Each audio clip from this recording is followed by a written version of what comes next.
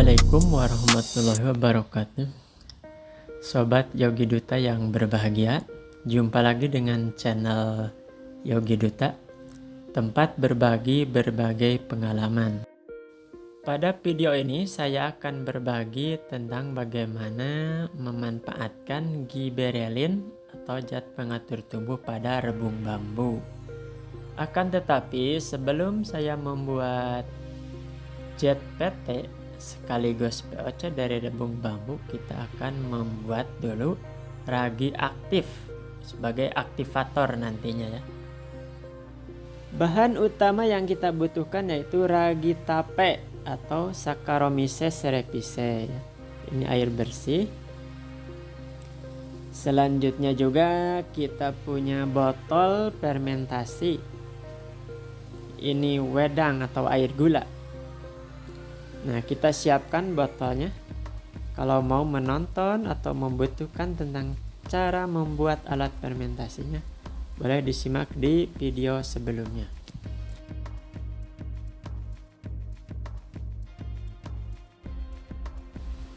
Langkah pertama, kita memasukkan wedang atau air gula dalam keadaan sudah dingin tentunya ya, jangan terlalu panas.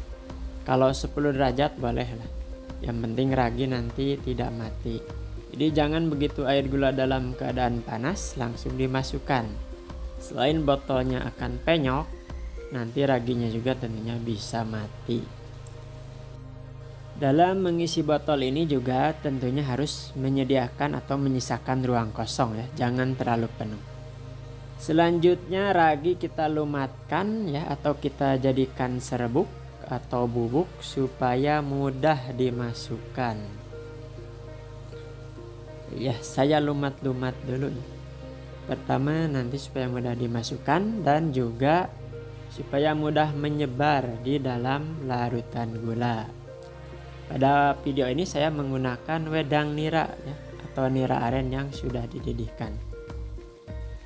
Nah, ini setelah kita masukkan raginya tidak perlu diaduk-aduk. Biarkan sebagian turun atau masuk ke dalam cairan dan sebagian kita biarkan saja mengapung di permukaan larutan tersebut. Biasanya yang paling cepat aktif ada yang di atas terlebih dahulu. Nah, ini perhatikan selang aerator untuk membuang gasnya itu tidak boleh terendam dengan larutan. Selanjutnya kita tambahkan air bersih di bagian atas alat ini. Sebagian selang aerator terendamlah sekitar 2-3 cm supaya gas nanti keluar dengan mudah, sementara udara dari luar tidak masuk ke dalam ruang fermentasi. Nah, kurang lebih seperti itu. Nanti kita tunggu 4-5 hari. Setelah timbul gas, itu artinya ragi sudah mulai aktif mengolah gula yang ada di dalam botol. Baik pemirsa, selanjutnya akan saya bahas atau bagikan pengalaman bagaimana mengekstraksi atau mengambil zat PT giberelin dari rebung bambu. Begitu banyak referensi dan juga penelitian melaporkan bahwa di dalam rebung bambu ini terdapat zat atau hormon pengatur tumbuh alami, yaitu giberelin tadi. Adapun fungsi hormon giberelin ini diantaranya memacu pertumbuhan akar, pertumbuhan pucuk atau tunas atau kuncup dalam artian daun muda, dan juga bahkan memicu atau menginisiasi pertumbuhan bunga ya, untuk selanjutnya menjadi buah. Rebung bambu yang saya gunakan atau saya pakai pada pembuatan POC plus zat PT rebung bambu ini merupakan rebung bambu tali. Rebung bambu yang akan kita ekstrak atau kita ambil giberelinnya ini harus diambil di pagi hari atau sore hari. Tujuannya adalah agar hormon yang terkandung di dalam rebung ini belum berkurang atau hilang, karena hormon alami sangat terpengaruh oleh panas.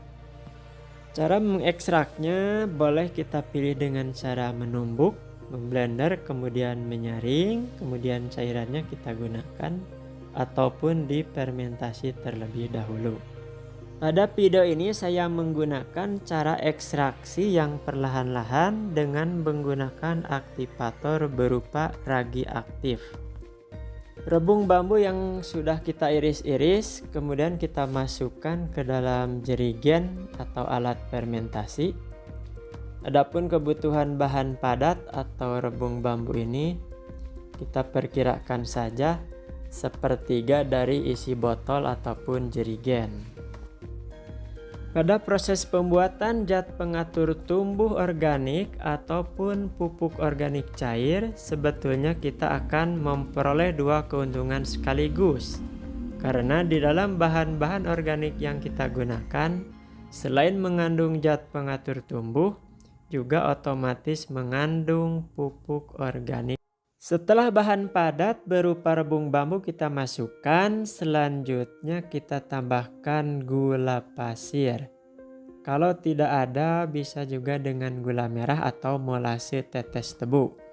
Bila kita menggunakan gula pasir, maka cukup sebanyak 5 sendok makan saja. Tujuan penambahan molase ini adalah sumber makanan atau energi bagi ragi selama proses fermentasi berlangsung. Selanjutnya bahan yang kita masukkan yaitu air kelapa. Di dalam air kelapa ini juga terdapat hormon sitokinin, auksin, dan juga sedikit giberelin. Bahan berikutnya yang kita tambahkan adalah ragi aktif yang sudah kita proses atau kita buat sebelumnya. Nanti ragi aktif inilah yang akan mengolah gula dan bahan-bahan organik lain sehingga akan lebih mudah diserap oleh tanaman sewaktu digunakan. Ragi aktifnya sekitar 100-150 ml saja. Sebetulnya semakin banyak ragi aktif yang digunakan akan semakin baik, akan tetapi itu merupakan suatu pemborosan. Bahan terakhir yang kita tambahkan yaitu berupa air bersih. Usahakan jangan menggunakan air ledeng karena biasanya mengandung kaporit. Kaporit biasanya menghambat pertumbuhan bakteri maupun jamur. Oleh karena itu bisa menghambat pertumbuhan ragi yang sudah kita tambahkan. Penambahan airnya cukup segitu, disisakan sedikit ruang kosong. Kemudian kita pasangkan tutup jerigen yang sudah dimodif dengan botol bagian atas. Ini kita pasang dengan erat, jangan sampai ada udara keluar masuk.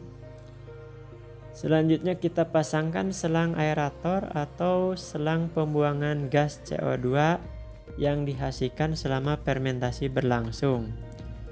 Selanjutnya kita tambahkan air bersih agar udara dari luar tidak bisa masuk ke dalam alat fermentasi.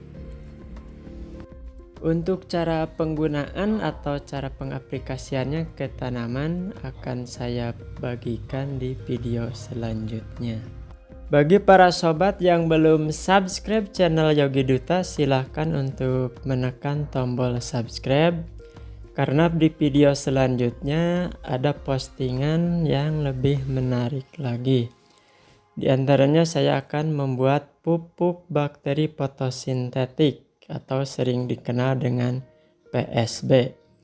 Adapun bahan-bahannya akan saya pilih atau saya gunakan bahan-bahan yang tersedia di sekitar kita. Wassalamualaikum warahmatullahi wabarakatuh.